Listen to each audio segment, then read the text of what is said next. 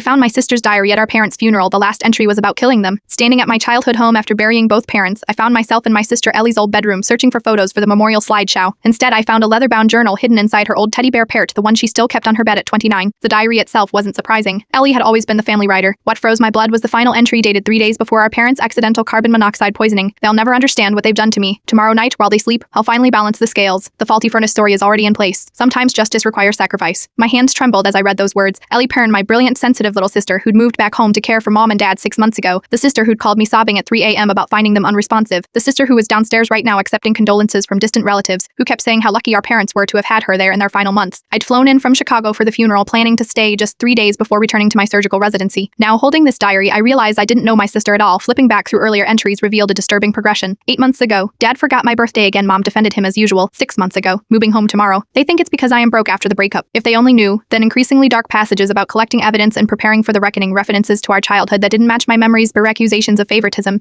neglect, and something repeatedly called the incident that apparently happened when I was away at college. The most chilling entry came 2 weeks before their deaths. Watched a documentary on untraceable poisons today. Too risky. Carbon monoxide leaves no evidence of foul play. Just a tragic accident that could happen to anyone. I heard footsteps on the stairs and quickly stuffed the diary into my bag. Ellie appeared in the doorway, her eyes red from crying. Found any good photos? She asked, voice breaking slightly. I nodded, unable to speak, studying her face towards the face I'd trusted my entire life. Was I looking at my grieving sister or a calculating murderer? You okay? She frowned, stepping closer. You look like you've seen a ghost. Just fun processing, I managed. Hey, Ellie, do you remember the incident from when I was in college? Her face transformed instantly, turned color, draining, eyes widening before narrowing to suspicious slits. Where did you hear about that? She whispered. I found your diary, I admitted, reaching for my phone in my pocket, ready to call 911. She laughed, perned a hollow, broken sound. Of course you did. Oin snooping, always mom and dad's perfect daughter. She sat heavily on the bed. Did you read the whole thing, or just enough to misunderstand everything I read about the furnace, Ellie? About balancing scales? It's fiction, she said flatly. My therapist suggested writing my darkest thoughts instead of acting on them. That journal is my novel draft parrot about a woman who fantasizes about revenge but ultimately forgives her family. I stared at her unconvinced. Then what's the incident? Her eyes filled with tears. The night Dad hit me when I got a B in calculus. The night Mom watched and said I deserved it. The night I called you crying and you said you were too busy studying for finals to talk. The memory hit me like a physical blow. I had dismissed her, had forgotten entirely. The last entry, she continued, voice steadier now, is where the character chooses forgiveness instead of revenge. The furnace really was faulty. Pernt, I begged them to fix it for months. She reached for my bag, pulled out the diary, and opened to the final page. There, below what I'd read, was a paragraph I'd missed. But I won't do it.